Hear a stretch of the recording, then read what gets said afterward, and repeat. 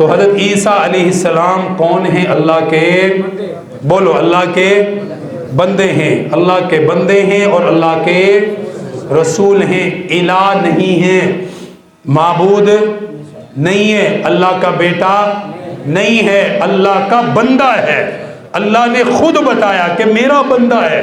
25 دسمبر کو جو تقریبات ہوتی ہیں کرسمس کے، اس میں ہمارے رہنے والے مسیح برادری، ان کی تقریبات کا مقصود یہ ہوتا ہے کہ حضرت عیسیٰ علیہ السلام اللہ کے بیٹے ہیں، نعوذ باللہ۔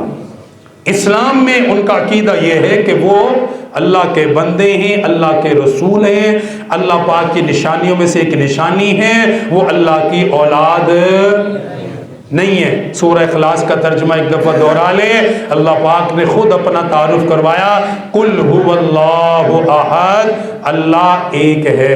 آپ فرما دیجئے اللہ اکیلا ہے، اللہ الصمد، اللہ بے نیاز ہے، لم یلد، اس کی کوئی اولاد نہیں ہے، ولم یولد، نہ وہ کسی کی اولاد ہے، وَلَمْ يَكُنْ لَهُ كُفُوًا أَحَدٌ، اور ساری کائنات میں کوئی اس جیسا نہیں ہے۔